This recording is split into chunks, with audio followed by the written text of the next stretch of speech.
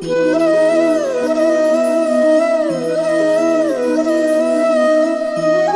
आपके चरणों में कोटि कोटि प्रणाम। महाराज जी, मैं पिछले 2 साल से YouTube के माध्यम से आपको सुन रही हूँ। महाराज जी, मेरा एक प्रश्न है।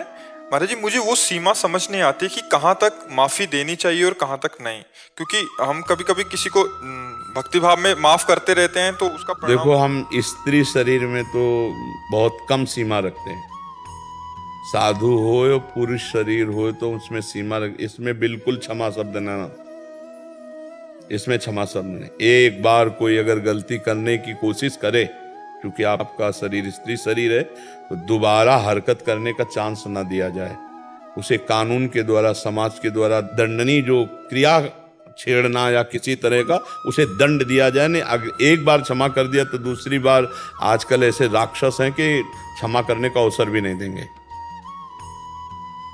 हमारी प्रार्थना समझना, प्रश्न का उत्तर सबके लिए एक जैसा नहीं होता। जैसे एक जैसे बुखार है, 50 लोग बुखार के गए तो एक ही जैसा बुखार थोड़ी होता। बुखार की अलग अलग क्वालिटियां होती हैं, उसके अनुसार उसकी दवा होती है। तो आपके लिए यह है कि प्रथम जो अपराध की चेष्टा करे तो प्रथम में ही उसको क्षमा ना करके दंड विधान के, तो उससे वो शासित हो जाएगा।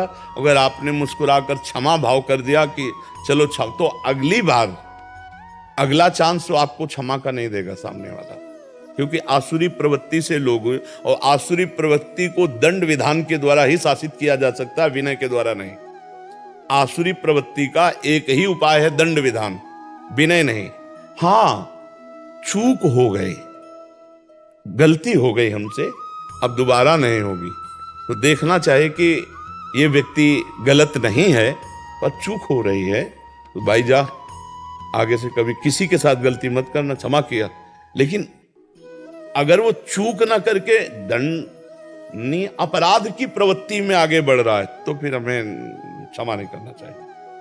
अगर घर परिवार में ही ऐसे लोग हो जो बार बार शारीरिक और मानसिक प्रताड़ित करे तो कानून की तुरंत शरण लेनी चाहिए, चाहे पिता हो, चाहे भाई हो, चाहे चाचा हो, चाहे कोई भी हो।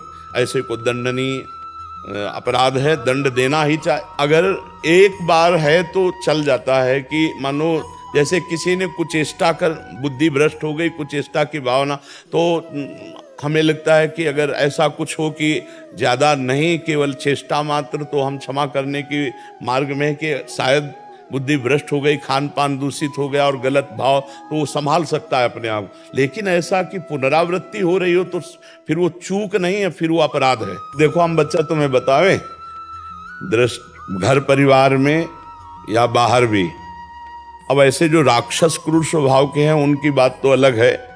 नहीं, अपनी दृष्टि और अपने नेत्रों में पावर होना चाहिए। तो जल्दी कोई एक बात और समझ लो, हम बच्चापन से बाबा जी रहे तो ये इसका भी अनुभव है हमको गंगा किनारे, कि अपनी दृष्टि पवित्र है और अपनी दृष्टि में जान है, तो दूसरी दृष्टि हमारे प्रति ज्यादा।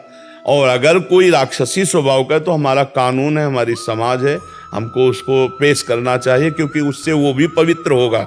अपराधी दंड पा करके पवित्र होता है और आगे से उसके अपराध प्रवृत्ति रुकने की गुंजाइश है।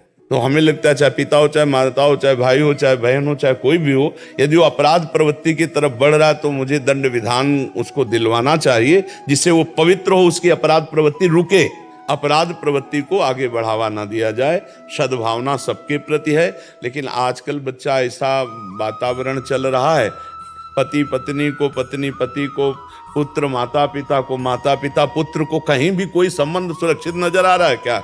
और अभी तो कलयुग के 5000 वर्ष हुए, 4,32,000 वर्ष है। तो आप तो थोड़ा बालिक भी हो, आप अपनी सुरक्षा कर सकती हो। कहीं इस तरह का बर्ताव हो जो आपके चरित्र को दूषित करने वाला हो, तो हमारे कानून की सहायता लेकर के उनको पवित्र करना है। अपराधी को दंड मिलना, उसके अपराध से निवृत्ति होकर अपराध प्रवृत्ति पर शासन होना है, उनका मंगल हो जाएगा और आप सुरक्षित हो जाओगी। और भगवान का नाम जप करो, सबके प्रति भावना ये करे कि सबकी बुद्धि शुद्ध हो, सबका मंगल हो। और एक सीमा है, जब उसके आगे कोई बढ़े तो फिर अपने को सुरक्षित रखना चाहिए।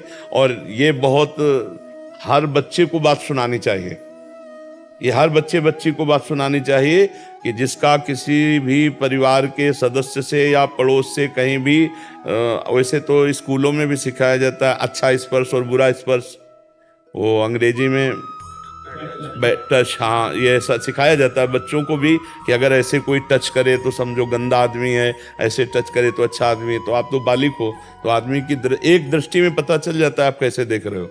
बस देखना और स्पर्श करना और बोलना, ये मतलब पता चल जाता है कि आपका मतलब क्या उद्देश्य है। तो हमको उसी समय सावधान हो जाना चाहिए। अगर पूज्य जन हैं, अपने परिवार के जन हैं, तो खुल करके बोलना चाहिए। क्या है तरीका आपका, ये आपका तरीका क्या है? अगर इस तरीके से आप, तो फिर हमारे भारत सरकार ने व्यवस्था की कानून की, आप जाकर के वो प्रार्थना पत्र दीजिए, रिपोर्ट कहते हैं, हाँ, या हाँ, जो भी करते हैं उससे सुरक्षा में आइए। और माताओं बहनों को तो बहुत सावधानी की जरूरत है, विशेष सावधानी की जरूरत है। आजकल राक्षसी वृत्ति का इतना बोलबाला है कि थोड़े से भय में मतलब वो गलत सोच जाते हैं कि अगर मेरी बात ओपन हुई या ऐसा हुआ तो फिर वो मतलब जान पे खेल जाते हैं।